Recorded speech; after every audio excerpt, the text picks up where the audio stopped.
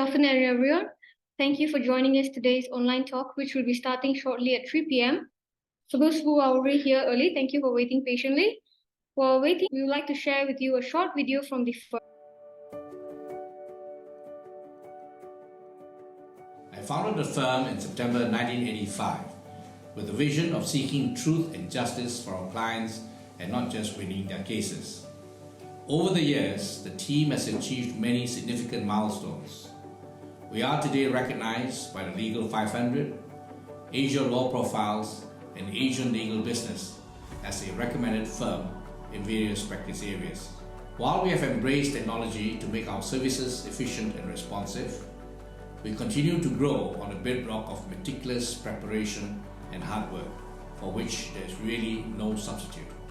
As legal practice becomes increasingly international, we keep ourselves ahead of the curve with our relationships with lawyers from around the world.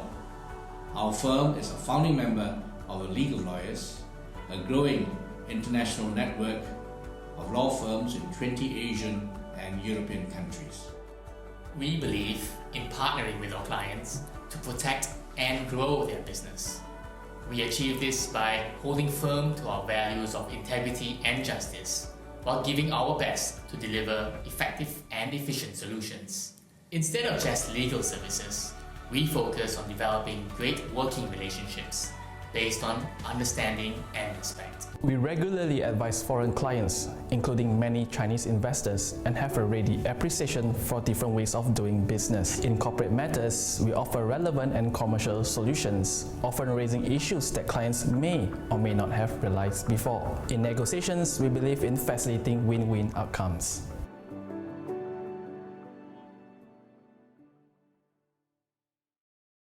Welcome, everybody. Thank you for joining us today for today's online talk entitled Understanding Damages for Medical Negligence, Types, Trends, and Tactics. My name is Tarani Kunasegran, and I'm a pupil in Chambers with Ma Wong Kwai and Associates, and I will be a moderator for today's session. Before we start our talk today, let me introduce the firm and what we do. It is a mid-sized law firm that was founded in 1985 by Dr. Ma Wong Kwai. Our able team today comprises of 32 lawyers and a support team of 34. The firm continues its tradition today of working primarily with SMEs, family, business, and individuals. We are a full self-service law firm with a corporate department, a dispute resolution department, including litigation, adjudication, and arbitration, a dedicated employment and industrial service relations team, and a department focused on servicing the needs of individuals and families. Our practice groups indicate some of our focus areas, which are supported by talents from both our corporate and dispute resolution team. Today's talk is part of our MWKA online talk series. By way of background, we have been organizing monthly lunch talks at our office since 2013, some of which we were also broadcasted live. But with the COVID-19 MCO, we have moved online in order to continue our objective of sharing knowledge, raising awareness, and encouraging networking for clients, potential clients, and in-house counsel. Before I continue, please be reminded that this talk does not constitute legal advice. In the event you require specific legal advice to your matter, please contact us for a complimentary legal consultation. Details will be given at the end of this talk. We have two speakers today, Jeremy Balang and Alicia Chin. Jeremy is a senior associate with MWKA. His practice areas include medical law, personal injury, debt recovery, and general litigation. He graduated with a Bachelor's of Law from Cardiff University and was called to the Malaysian Bar in 2018. Alicia is an associate with MWKA, and her practice areas include medical law, personal injury and strata law, with experience in general litigation, family law, and probate and administration. She graduated with a Bachelor of Laws from the University of Liverpool and was called to the Malaysian Bar in 2022. Without delaying, I will invite Alicia to speak first. Good afternoon, everyone. Thank you for joining us today.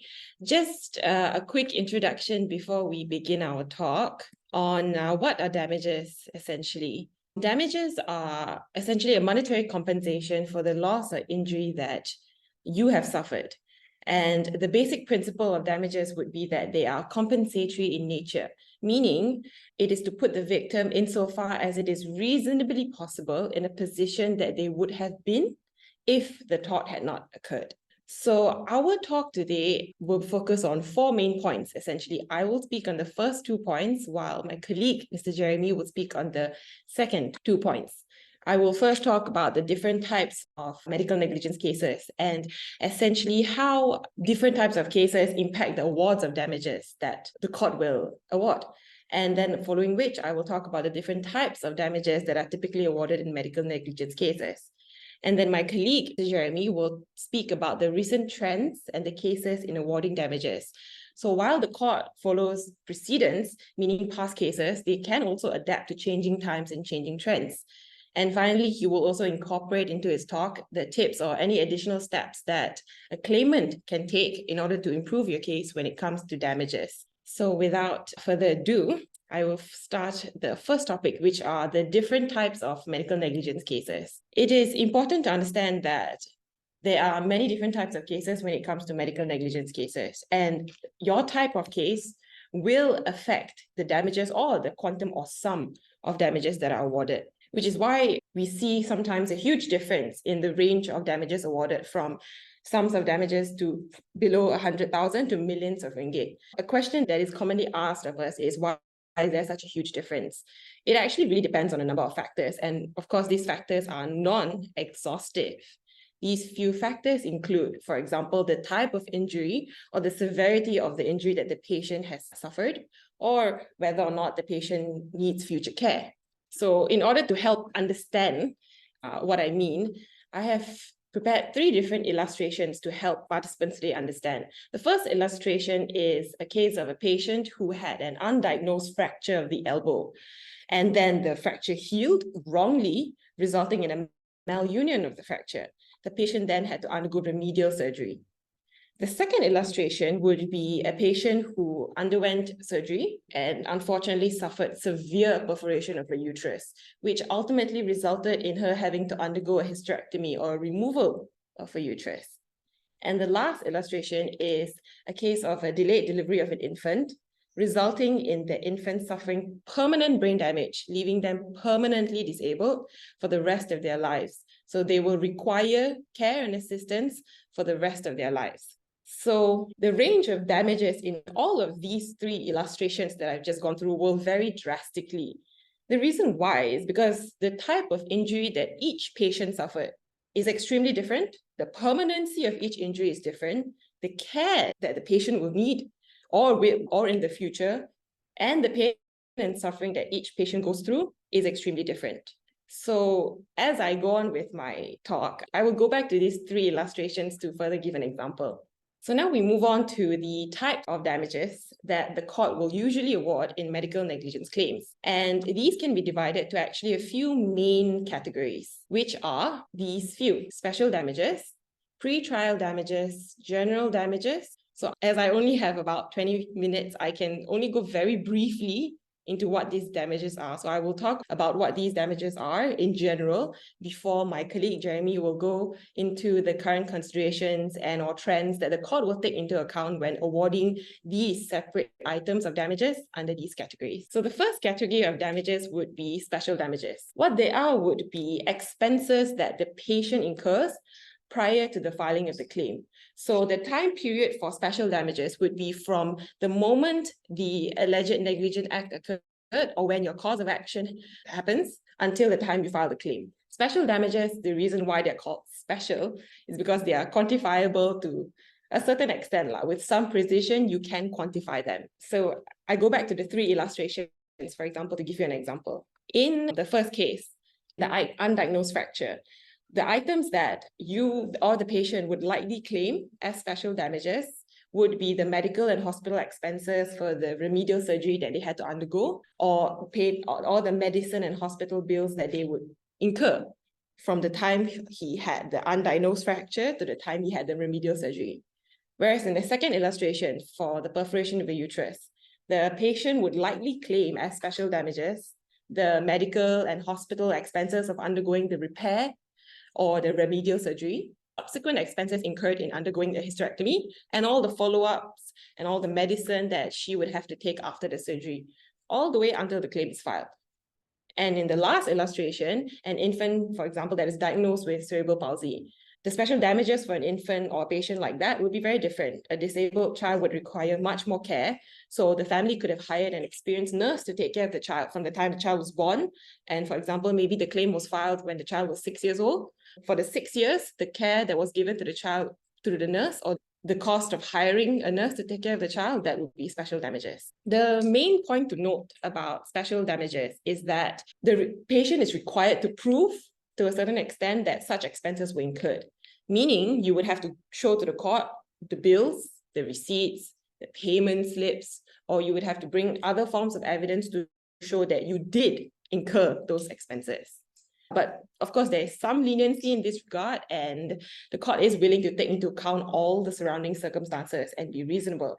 My colleague Jeremy will speak more about this later. So to summarize, special damages are losses or damage that you incur as a result of the negligence, and the time period of special damages is from the time of the Negligent Act up until the time you file the claim in court. The next item of category of damages would be pre-trial damages, and more often than not, it is usually an extension of special damages. These expenses are incurred from the time of filing the claim up to the judgment. So in a way, to a certain extent, they are quantifiable with some precision. So for example, if we go back to the 3 illustrations, in an undiagnosed fracture, for pre-trial damages, the patient would likely have items such as remedial surgery, follow-up appointments. So meaning after he filed the claim, he might have had to go for some follow-up appointments after that. So that will fall under pre-trial damages. In the second illustration of the case of a perforation of a uterus, the patient may have to take a medication to regulate her hormones. So this medication is something that she would likely continue to take for the rest of her life. So what she spends for medications and treatments from the time the suit is filed all the way up until the date of judgment, all of those that she spends would fall under pre-trial damages. So under the last illustration for the infant diagnosed with cerebral palsy, all the items, for example, that the patient would require maybe a hiring of a nurse from the time the claim is filed all the way until the end of judgment, if the parents have continued to hire a nurse to take care of the child, those items will fall under pre-trial damages. So essentially, the time period is what is important here. Special damages come from when the act of negligence occurs until the time the claim is filed. Pre-trial damages would be from when the claim is filed all the way up until judgment. Now we move on to a huge item as well, on a huge category of damages, which are general damages. Now, the difference between special damages and pre-trial damages with general damages are that general damages are unquantifiable. So there is no bill or receipt that you can give to the court to show, oh, this is a sum. The courts award general damages based on evidence that is given during trial and precedents, and then it will come to a decision on the sum to award. The usual items in general damages or examples would include pain and suffering and loss of amenities of life, or the value of care gratuitously provided to the patient. So like I said, you cannot really quantify pain and suffering of the patient. You cannot quantify care provided to the patient. So because of that, the court has to look at evidence that is given. So the evidence can come by way of maybe the family members giving evidence, or maybe a doctor coming to give evidence on the pain and suffering that the child has went through. And then the court will also look at precedents and will come to a decision on a sum to award. For example, we go back again to the 3 illustrations. In an undiagnosed fracture, for general damages, the patient will usually receive damages for pain and suffering from the malunion of the fracture and for the remedial surgeries. You can give an award of damages for the subsequent surgeries that the patient is forced to undergo and the pain and suffering that he would have to go through as a result of the negligence. And the second illustration would be the perforated uterus. So the pain and damages would include pain and suffering from the perforation, from the remedial surgery, but the court must also take into account the pain and suffering that the patient will face from the removal of a uterus, as well as the inability to have children in the future, or her hormonal imbalance, and etc. And with the last illustration, which is an infant diagnosed with cerebral palsy, the court will award pain and suffering for their condition.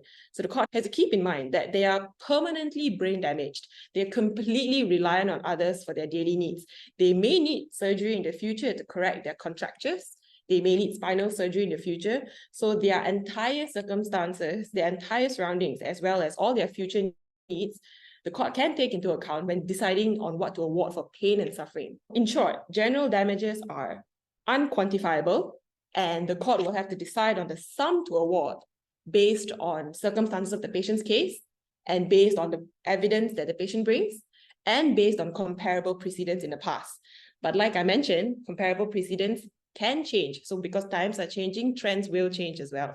I now move on to a large item in medical negligence cases, which are future general damages. So they are a form of general damages, meaning they are still unquantifiable. The court awards it based on evidence and precedents, because this item concerns the patient's needs in the future. So because of this, the court will usually need to consider expert evidence. The patient usually will have to bring expert evidence to show the future loss and expense that the patient will suffer in the future, or a likely treatment or medicines or surgery that the patient will need in the future. So we go back again to the three illustrations. In an undiagnosed fracture, more often than not, there is likely no future damages. I would say that likely, I'm sure there will be other circumstances in different cases that may require future general damages. So when you have a malunion, you undergo a remedial surgery and then you heal, and usually that you may need physiotherapy for a short while, but usually I would say from my experience, everything works out well. The patient should be able to go on with life. Unless there are very extraordinary circumstances, it's usually likely no future general damages. For a perforated uterus, on the other hand, future general damages would include damages for the cost of follow-up consultations with an ONG specialist. It could be as often as every 3 to 6 months, or it could be reduced to once a year for the rest of her life. And she may need medication to regulate her hormones, and these kinds of medications she would require for quite an extensive period. So those kind of items would fall as future general damages for that kind of patient. And the final illustration would be an infant diagnosed with cerebral palsy. So the largest amount of damages will come from future general damages. This is largely because a severely brain damaged infant, we have to remember, is fully dependent on others for the rest of their lives. They will need much more care and assistance than a normal child, incomparable to a normal child. So when we have to bear in mind as well that we want a child disabled, a cerebral palsy child, to receive as much care as possible to improve their standard of living and hopefully increase their life expectancy. So items under future general damages for an infant with cerebral palsy would include monthly consultations with all the specialists, for example, physiotherapist and occupational therapist, pediatrician, an ENT surgeon, an orthopedic surgeon, and others. Other items of future general damages would include all of the physiotherapy and occupational therapy that the child will need.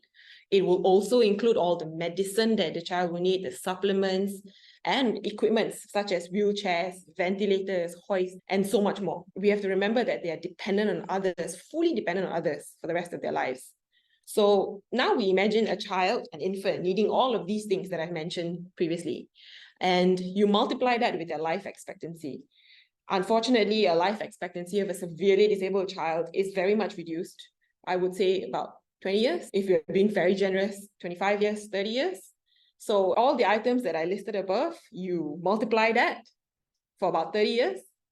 That is why most of the times the award of damages in a severely disabled infant will go up to millions. And an important point to note, like I mentioned earlier, is that the court will usually require an expert to come to court and give evidence on these items of damages, future general damages. This is because an expert needs to come to court and explain, okay, this is what the patient needs in the future. This is what the patient will likely suffer in the future. This is the care, the treatment, the rehab that the patient will likely require in the future. And so because of that, the court should award damages for these kinds of items. So to summarize, again, future general damages are not quantifiable. The court will make a decision based on evidence, usually expert evidence, on why such items, such rehabs, treatments are required and why the patient will benefit from them. I move on to my last category of damages, which are aggravated damages. Now, aggravated damages, I have given a definition here from the case of Sambagavali, where aggravated damages are essentially compensatory damages where there has been an intangible injury to the interest or personality of the plaintiff, and this injury has been caused or exacerbated by exceptional conduct of the defendant. Aggravated damages are very dependent on the circumstances of the case and the conduct of the tortfeasors following the negligent events. Meaning, It is not every case the court will give aggravated damages, the court will award aggravated damages. There has to be certain factors, I will give examples later, that the court will take into account when deciding to award aggravated damages. And it is essentially conduct that worsens the harm suffered by the patient or their family members. Aggravating features can also include the way litigation and trial are conducted. This is from the case of Ahmad Radik RB. So the way litigation and trial are conducted, if I can give a very short example, certain aggravating features would be unfair cross-examination. For example, the patient themselves are being blamed for the injuries that they have suffered. Or most commonly and most recently, it would be where there is a refusal to admit liability in cases of clear-cut negligence. Like I said, some examples of aggravating conduct by the tortfeasors would be insolent behavior of the medical practitioner towards the patient and family members, causing distress and anxiety. So these would be behavior that happens after the negligent act. So maybe, for example, I give a very brief example. If I was unhappy with my treatment, and I went and voiced my dissatisfaction to I would say maybe to the practitioner and to the hospital itself. And instead they tell me, oh, nothing went wrong. Are you sure it's not your fault? Something along those lines. The second example would be negative conduct displayed throughout the trial. So like I mentioned earlier, unfair cross-examination, where you asked unfair questions to the patient or to their family members. The third example is failure to follow hospital guidelines. The fourth would be inaccurate information and dishonesty in documentation. This is where you tamper with medical record, where there's instances of tampering with medical records, or where there's instances where I wouldn't say you lie on medical records, but you write inaccurate information in medical records. And lastly would be the suppression of the patient's medical records. So these 5 examples are examples of aggravating conduct, which can give rise to an award of aggravated damages. So just to conclude my section before my colleague Jeremy takes over, please remember that what I have mentioned about the types of damages, the categories of damages, it is very general. There are many different facets and aspects of law that the court will take into account when it comes to awarding damages. So at the end of the day, please always consult your lawyers. They will have a better understanding of your case. They will be able to give you advice and information that is tailored specifically to your case. And with that, I end my section and I will pass it on to my colleague, Jeremy. Thank you. Thank you, Tarani and Alicia, for earlier. Good afternoon, everyone. So today we're talking about damages, the different kinds. Now I'll focus my part of the webinar on the issue of trends and tactics. In recent times, the courts have decided on a number of medical negligence claims and awarded varying amounts of. Some of them are widely reported in the media and have become what I would say is the subject of scrutiny by lawyers, doctors, hospitals, patients alike. There are a number of cases, and some of them we'll talk about in this webinar, but there's one particular case that I wanted to start with, right? It's a case that I personally learned a lot from, and it's a case where the grounds of judgment that are available don't truly tell everything, but it's a classic case on damages at all levels. So it's a case of Naran Vijayan. Now, this case, I could tell you story after story, but I'll pick the ones that are relevant here. Naran was basically 26 years old back in 2016. The facts are as such. He was involved in a motor vehicle accident. He was then admitted to a government hospital. He underwent surgery to fix his condition, and then he was monitored in the ward for about a month. Now, the negligence here was that for that month, no one noticed. None of the nurses, none of the doctors had noticed that he had drastically lost a lot of weight. I think he lost about 15 to 20 kilos. His urine output was always more than the water that he was taking in. And so after a month, what they decided to do was put him under anesthesia to examine him. But because of the lost weight, his body was no longer in a condition that it could metabolize the anesthesia. And so he suffered a cardiac arrest on the table, leading to brain damage. And he's presently and unfortunately in a vegetative state.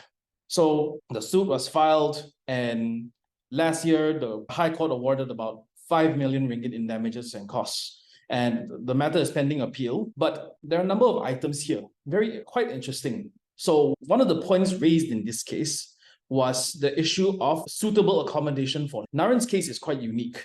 At the time, when he was uninjured. He was your average 26-year-old in Johor Bahru. He worked odd jobs. He worked as a driver. He did hand odd jobs around his neighborhood. He was paid X amount of money. He lived with his mother in his elder brother's house in Johor Bahru. His elder brother was overseas. With his condition, they remained there. So his mother is his primary caregiver, and they live in their brother's house. It was submitted that Naren should be given the cost of his own home. One, because the home that he's living in does not belong to him. It is one thing for him to keep staying there forever, given his condition. So in the end, submissions were made. And at one point, the judge, in this case, even visited the existing house to look at its condition. Videos were put into court showing the condition of the house. One particular video in mind was of Naren being transported out of his bed towards the shower area for a shower. That was to demonstrate the need for suitable accommodation. And in the end, the court did award 100,000 in damages as future damages for the cost of purchasing suitable accommodation. That is actually a fairly novel award. So few awards are made of that kind in medical negligence cases. Another memorable story that comes to mind is one that is to some extent relevant to damages, is that the court's attention during the trial was drawn to a tattoo that Naren had on his chest. That tattoo bore the name of his then girlfriend. Now, the court was then informed that following his injuries and following his bedridden state, the girlfriend would actually come by the house from time to see Naren, to visit him, to tell him stories, and to check in on the mother. And she still does that until today. So this case, the reason for the large award was because there were well over 60 items of damages spanning special, pre-trial, general, aggravated, and future damages. The question is then, what can patients do? Or what tips can be done to help in an issue of quantum, right? So let's move to the next topic, right? Let's talk about special damages. For the purpose of my speaking, I won't go into the details of what special damages is. My colleague had covered it. Let's start with trends. There is a common misconception that special damages can only be awarded if there is documentary evidence. In fact, that is entirely not the case. It can be proven by either documentary evidence or oral evidence. The basic test for a claim of special damages to be awarded is that, one, it has to be reasonable. The court will not allow unreasonable claims. Two, it must be supported by either documentary or oral evidence. And three, the oral evidence must be sufficient. Now, how does the court determine sufficiency in oral evidence? Whether or not there was a challenge by the defendant on that item of damage is itself determinative. An example being, one of the most common items of special damages is traveling expense. It is almost very rarely documented, especially if one uses their own car to bring a patient to and from a hospital. So the court looks at the evidence. The question is then, did the defendant challenge that, and how was it challenged? If there was no challenge, the evidence is then presumed to be true by the court. Now, if it is challenged, the court will then think, okay, what is the nature of the challenge and what should the plaintiff have done in respect of that challenge? Should further evidence be adduced in some form or some way? And did the plaintiff then do this? Of course, it is documentary evidence is still important. You should keep it to the best of your ability, but within reason. There is a general rule that patients or victims of tort are not expected to behave like bookkeepers to keep everything. I myself had lunch this afternoon at a restaurant, and I imagine many of you did, but how many of you did keep the receipt? Now imagine asking, say, the mother of a severely disabled child to keep all the bills and receipts stretching back. There was once a client who came 7 years after her child had suffered brain injuries. And we worked with her to try and get all the documents in respect of the claim, but many of them she simply did not keep because at the time it was not important. It simply was not. So we did our best, but for 7 years of expenses, the documentation was not enough. So we supplanted it with oral evidence, which was the best that could be done in those circumstances. So tactics in this arena of damages. One, keeping of documentary evidence is very important as much as possible. You can even split expenses. One of the things I would tell patients or their family members is, if let's say you have a severely disabled child or you have a severely disabled adult patient, when you go shopping for the household, separate receipts. Pay for the house's one first, have one receipt. Pay for his items and then issue a second receipt. That way, that receipt is exclusive to his need. Of course, if in the event there's one receipt for a total household, indicate the items that were for that person. That's one. Then the second tip, tracking and documenting expenses for which there is no documentary evidence. I've told some of my clients in the past to keep books, ledgers, some of them even keep Excel sheets. That way we can at least have an understanding of what items of special damages require, do not have any documentary evidence, and which would require, say, further support in order to allow it to succeed in the courts. The next thing is the preparation of retrospective documents. I'll give you an example. Say I hired a maid 3 years ago. I pay her in cash every month, transfer straight to the bank, or I transfer straight to her bank account, but most people in that circumstance don't usually issue salary slips. Sometimes it's simply not necessary. Let's say a claim is brought. It is perfectly acceptable for me to issue retrospectively salary vouchers and have her sign it. And that was in fact the point that was accepted by the courts in this case. So this case concerned an infant who passed away after receiving treatment after some time. In this particular case, it's exactly as I described. So in that case, the patient issued retrospectively salary vouchers to its maids. And the government, or through its counsel, challenged that. They suggested that these are forged or fake or improper, or that she had never incurred this, and that the plaintiff was simply trying to increase the claim. In the end, the court affirmed that it took no issue with the retrospective documents. It did not mean that she did not incur it. Of course, the allegation that she forged it will be dealt with under the issue of aggravated damages. Right. Another case that greatly demonstrates, say, the importance of documentary evidence, and also that simply because there is no documents doesn't mean a claim will fail, is the case of Farid Rizal. This is a long litigated case involving an adult who suffered brain damage while receiving anesthetic treatment at a private hospital. On the issue of income, Encik Farid was a CEO of his company, and he made a claim for loss of income. The objection taken by the defendants was that there were no salary slips or income documents, and the argument by Farid was simple. He is the CEO of a company. He doesn't have salary slips. There was evidence before the court that he owned about 92% shareholding in the company that he owned. The audited accounts were put in, the EPF accounts were put in, all to support that he did have an income, but there were just no salary slips. In the end, the High Court awarded about 30,000 a month in damages as loss of income. And the Court of Appeal maintained more or less. As a lawyer for patients, I have heard many times that the Court of Appeal's judgment suggests that Farid Rizal was given damages of approximately 3.5 million in income. And in the Court of Appeal's judgment, they only talk about his lifestyle. They said they took cognizance of the lifestyle that he led, and therefore the award awarded by the High Court was reasonable. But that's simply not just the case. There was evidence before the courts regarding his earnings. It's just not as straightforward as the average layperson earning a salary, a fixed salary every month. And in fact, the Court of Appeal drew that distinction in Encik Farid's case. And in fact, this matter went to the federal court. It was recently heard, and unfortunately, Encik Farid did not see it to the end. He passed away. So on the issue of special damages, yes, keep the documents, track as much as possible. And for the purpose of free trial documents, a patient may have to afford to their lawyers documents on a regular basis. But for expenses that were incurred, which there were no documentary evidence, it's also important to track them and have the patient provide an explanation for why there were no documents. Once again, we return to the concept that no patient or their family members are expected to behave like bookkeepers. And of course, the preparation of retrospective documents, insofar, depending on the type of item of damage, is perfectly proper. Of course, you shouldn't be making documents for expenses that you did not incur. I'll move on now to the item of general damages. My colleague earlier had talked about value of care, but I will focus strictly on the item of pain and suffering and loss of amenities of life. Now this, we've seen very famously in the news recently, an award that was recently reduced by the Court of Appeal, commonly reported as the botched circumcision case. In the High Court, 2 million ringgit was awarded to a 10-year-old boy who suffered removal of the head of his penis following a botched circumcision. Earlier this year, the Court of Appeal reduced that to 100,000. 2 million to 100,000. Huge jump. And we see that there are so many different awards out there. There are so many different awards for so many different cases, right? So what do patients and their lawyers need to know? One, you need knowledge of the relevant precedents.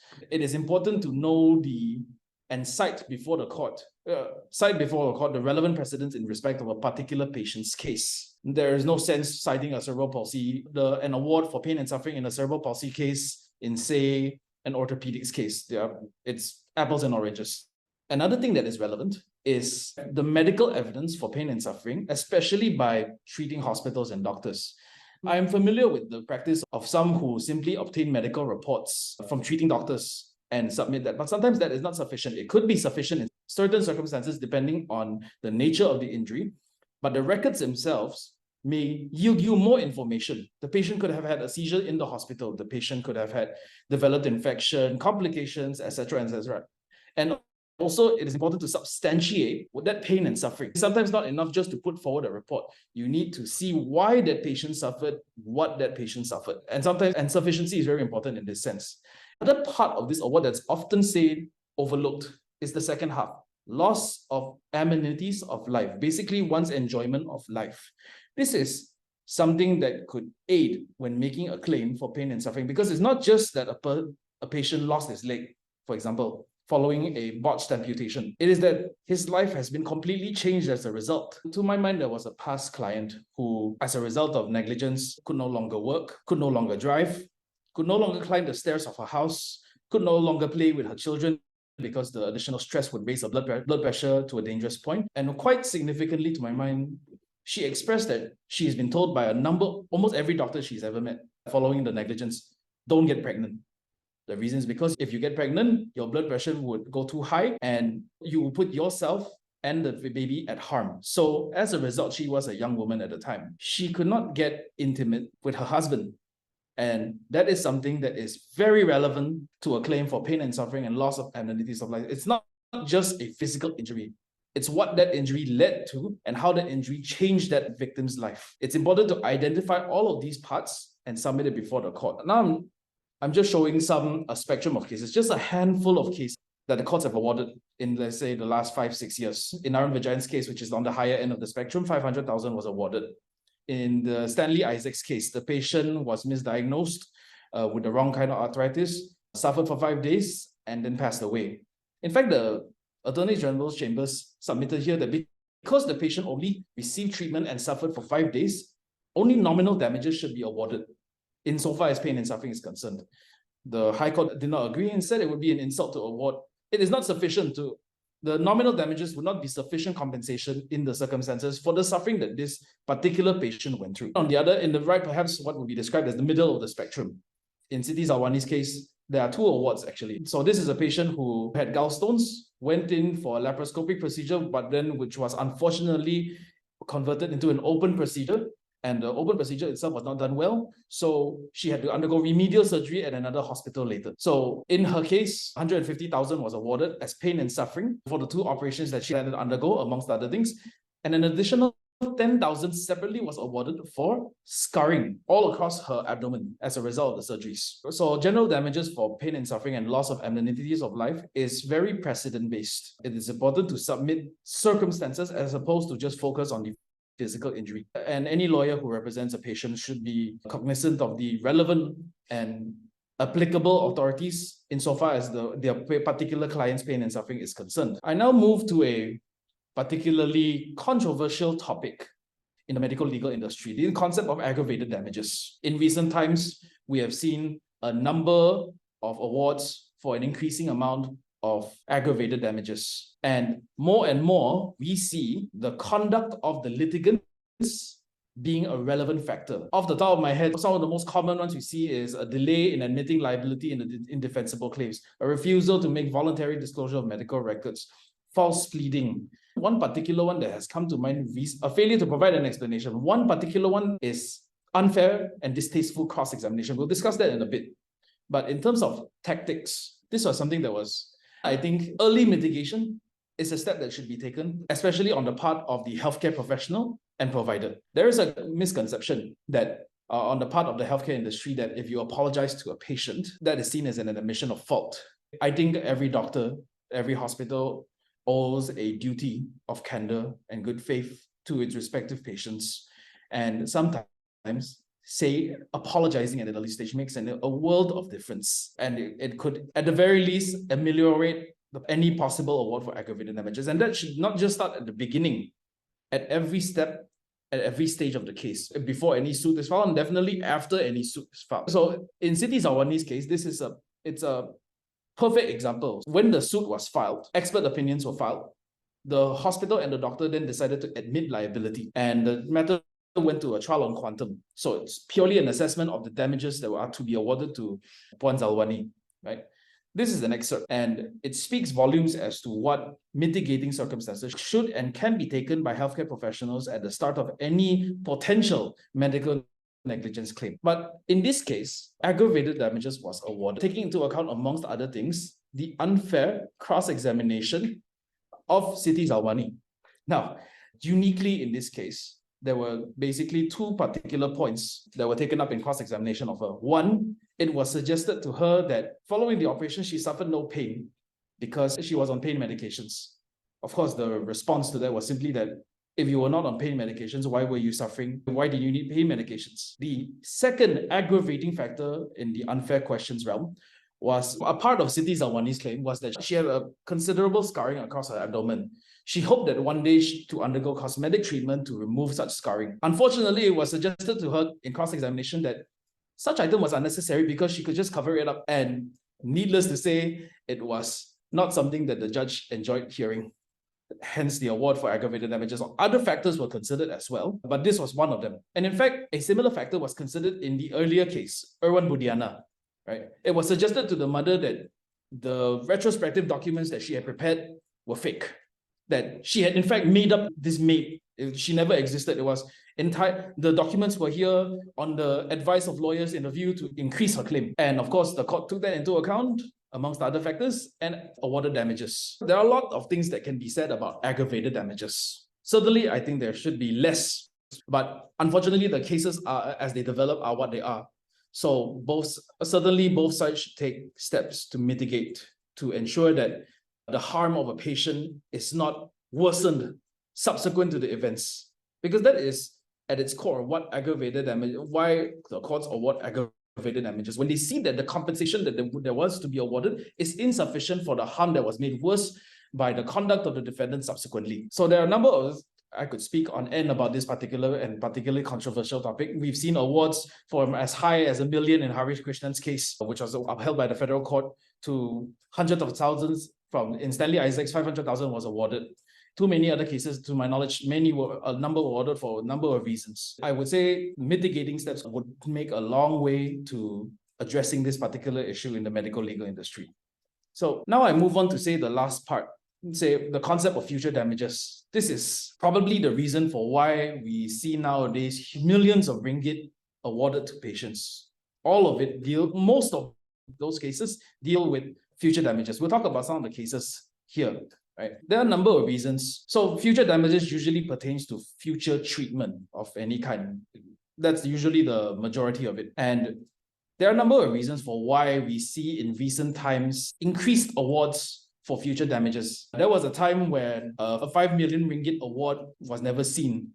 Now in the last 2 years, we've seen 8 million ringgit awards. And then a 7 million ringgit award in Farid Rizal's case. And then a 6 million ringgit award, and then a 5 million ringgit award.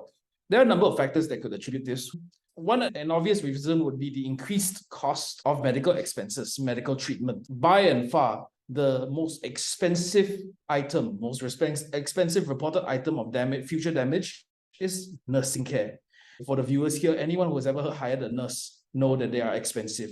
In the Klang Valley, they charge anywhere between 25 to 35 ringgit an hour or more on weekends and public holidays.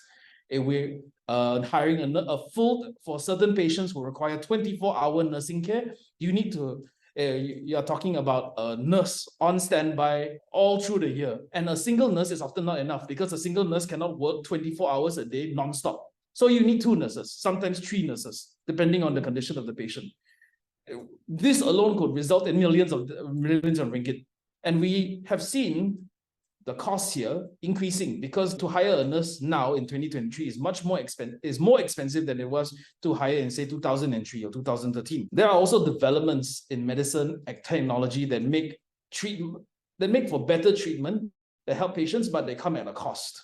Unfortunately, the increased cost is often passed down to the patients. Now, there's a reason why such treatment is usually awarded by the courts, because in the particular instance of, say, cerebral palsy patients, there is something called the Robshaw principle, where that if such a patient were to be given the best care possible, the best therapy, medications, treatment, he receives all that child needs, then the reduced life expectancy may be increased by some years. It will also go a long way to ensuring that child, despite his or her condition, lives as comfortably as possible for the balance of their reduced life expectancies. Let's take a look at some cases. I start with probably one of the more famous ones. This is where the High Court, in a case involving a cerebral palsy who received treatment at a government hospital, 8.3 million was awarded in damages. It's the highest, to my knowledge at least, it's the highest reported award of damages ever in a medical negligence case. It's pending appeal,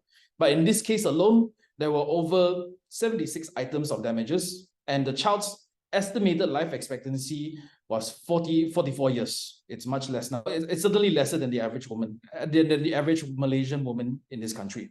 So let's talk about tactics, things that can be done. The role of expert evidence cannot be understated. It cannot be understated in the concept of future damages, because an expert would be the one who would give evidence regarding the patient's prognosis, future needs, and the cost of the same. In my experience, the use of photographs and videos are helpful as well. A simple example would be if, let's say, a claim is made for the cost of a suitable vehicle. It would be helpful to have a video, for example, to show the current limitations of the current vehicle. So what I usually do with my clients is we take videos, we take photos, we demonstrate everyday lives of the patient being fed, of the patient being carried up and down the house, of the patient being loaded into the car, etc., etc. So many kinds, just to demonstrate. And it is very important to get expert evidence, as demonstrated by one particular case.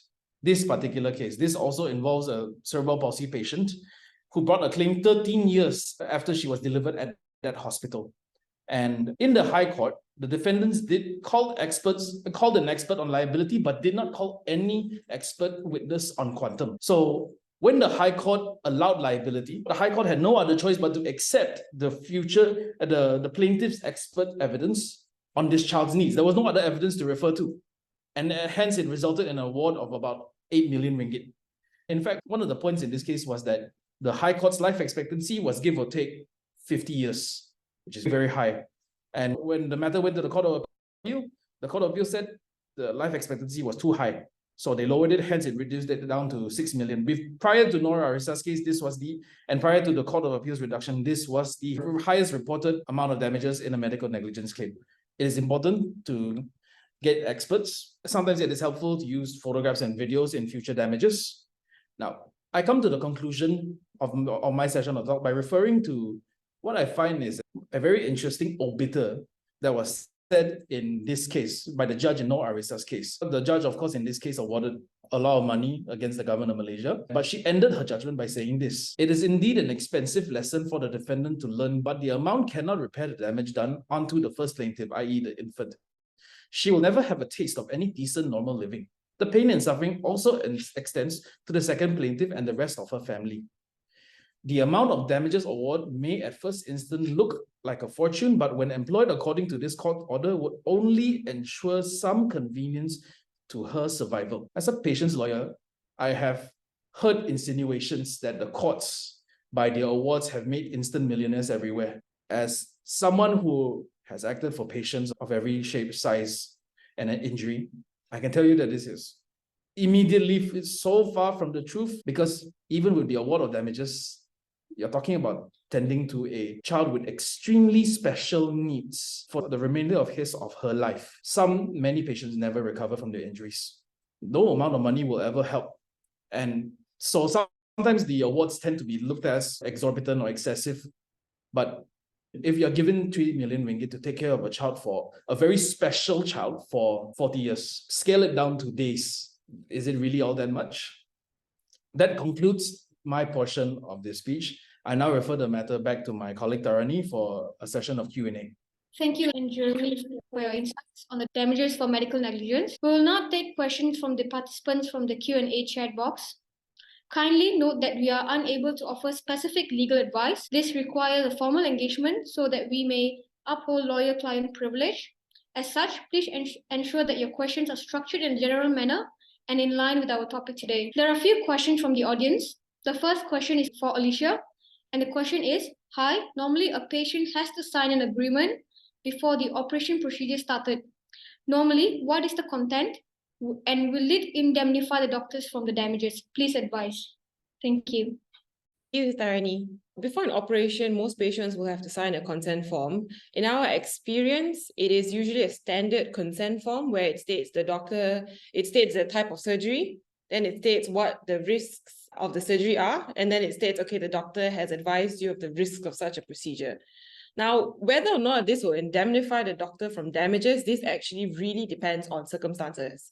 So I give you an example. If you're going for a laparoscopy, the doctor advises you there's a slight chance of perforation and bleeding. What happens when you hear that? You're okay, sure, you sign the consent form. When you come out of it, you realize that the doctor did indeed cause a perforation. That perforation led to sepsis, which then required you having to undergo a bowel resection. So if the doctor has given you adequate and sufficient advice and information regarding the risks and benefits of the operation, and then he records it properly in a consent form, then the court will have to take this into account, whether or not it was a reasonable risk and whether you were sufficiently warned. So in our experience, the consent forms are standard. Most of the time, commonly from the cases that both Jeremy and I have seen, the consent forms are not filled in, or if they are filled in, the risks that have been included in the consent form are standard. So you will have bleeding, death, usually something like that. Then the court has to assume that based on the documentation, based on the consent form, whether or not you were properly informed of the risk. So we go back to, for example, the laparoscopy. On the consent form, it is recorded bleeding, perforation. But you came out, so the court is going to say, okay, you were warned of bleeding, but you were not warned of the perforation, you were not warned of the sepsis, and you were not warned of the eventual bowel resection that you had to go through. Then the hospital or the doctor cannot escape liability just based on the fact that you signed a consent form stating those few. I hope that answers your question. Thank you very much, Alicia. The second question is for Jeremy. Is aggravated damages same as punitive damages? Thank you. The answer is no. Punitive damages, they are very that's I think more American term. What I refer to generally here are exemplary damages. And so rarely do you see cases in medical negligence in Malaysia get exemplary damages. To my knowledge, there's no one reported decision on this matter. Aggravated damages, and frankly, it does make, and in fact, under the Civil Law Act, a claim for exemplary damages is prohibited, especially insofar as estate claims are concerned.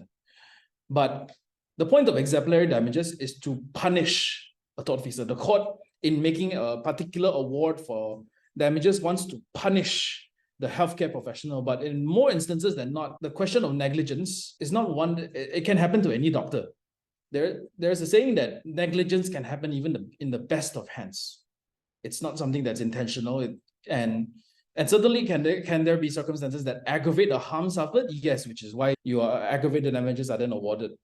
But so rarely, at least to my knowledge, so rarely have the courts in Malaysia seen instances where an award of exemplary damages, meaning they want to punish the hospital or doctor for some great wrong, perhaps in facts ensued into the negligence aspect of this case, they would feel to award. So many courts would simply take the view that the aggravated damages would be sufficient. I hope that there will never come a day where there is a case that warrants a medical negligence case that warrants exemplary damages. That would be deeply unfortunate. So we have another question. Question 3 for Alicia. On medical records, how important are case notes and should lawyers strive to obtain this for the trial? Frequently, doctors giving evidence in the witness box will cite patient confidentiality as a reason for not producing this in court. So this is the question. So yes, medical records are extremely important. before you even sue, before you even bring a claim, we should, as lawyers, strive to get medical records. The reason why is medical records are contemporaneous documents. So they are documents made or produced during the salient events. So in our experience, medical records will include everything from radiological films to investigation results, to nurses' notes, to the doctor's notes. Even internal and external inquiry reports should be obtained. The difference, or why medical records are important, are because the difference is between medical records and medical reports. Medical reports are usually made by doctors based on medical records, and they may not always show the full picture. So you can have a small little note at maybe 5 a.m. in the morning from the nurse saying patient gasping for air. But then the doctor does not, or maybe misses it out in their report. And it's actually an important event. And like previously mentioned, what Jeremy and I mentioned, the withholding of medical records or the delay or just essentially refusing to give medical records is an aggravating factor. The court is extremely clear in this regard. All patients, every patient has a right of access to their medical records. Hospitals and doctors, clinics, healthcare facilities cannot withhold access to medical records on the grounds of confidentiality. But it is also important to note that when we as lawyers request for medical records, we request for copies of medical records. We are not asking you to take all the records out and give it to us lock, stock, and barrel. No. To withhold copies or deny access to a patient's medical records is illegal and unethical. So we have a reported case on this, if I can just share screen very quickly. This is the case of Nurul Husna against the government of Malaysia, where the court very clearly stated that a patient has an innominate and qualified right of access to his medical records. And there is a corresponding general duty on the part of a physician or hospital to disclose the patient's medical records to the patient, his agents, medical advisors, or legal advisors. I hope that answers your question. In summary, yes, please obtain medical records. Very important for your trial, very important for your claim. Okay, thank you very much, Alicia. We have a final question for Jeremy. To aggravated damages awarded that was caused or contributed by, say, false pleadings or unfair cross-examinations, wouldn't a more proper avenue be to refer the particular counsel to the Bar Disciplinary Committee rather than penalizing the defendant or the client with an award of damages for aggravated damages? Thank you, Tarani. That's one option, certainly. But insofar as the patient before the court is concerned, the harm has been suffered. Now, in theory, could this be done after the award is made? Sure. To my, I've never seen such an action taken by any party in this regard. But before the court is concerned with the patient in front of it, and the court has determined whether there was harm that was suffered or the harm that was made worse, and so the court will award damages there. But it's not a matter of in lieu of damages. It can be a subsequent action to be taken, but it is not itself something that can be given in lieu. And often, many of the lawyers would make this claim that anything they do would not only be for the interest of their clients, but they are instructed to do so, because a lawyer does not act without his or her client's instructions insofar as the conduct of litigation is concerned. Yes, so that will be I hope I have answered your question. Okay, thank you very much, Jeremy. Follow-up question for Alicia. Can the defendant be denied access to the case notes since he is not the patient? Please advise. Thank you. In our experience, more often than not, the defendant will have access to the patient's case notes. This is because if, for example, I sue a hospital and I sue a doctor, and I ask for medical records from the hospital, more often than not, the doctor or the defendant is still practicing in that hospital. So he would have access to his own case notes. It would be within his right to have access to case notes. But when the claim is filed, let's just say, for example, I have two different hospitals, one from hospital A, one from hospital B. When I file my cause papers or I file my common bundle of documents in court, I will have to include all of the medical records from hospital A and hospital B if I need them to my case. So the defendant doctor, defendant hospital will still have access to these medical records if it's important for their case. I hope that answers your question. Thank you very much, Alicia. Okay, before we conclude, I have a few announcements to make. First, please join us again for our upcoming talk on the 8th of November 2023 on a Wednesday on an introduction to strata management bylaws. Secondly, please fill in our feedback form and tell us what you thought of our talk. The link to the form will be posted in the chat box. Thirdly, do follow or like our social media accounts. Finally, if you would like to speak with our lawyers, we offer a complimentary 30-minute consultation over the phone or telephone or video conference. Please fill in the form on our website. The link is posted in the chat box. So guests, thank you for joining us. We hope you have found today's session informative and useful. Thank you, everybody, and see you at our next talk.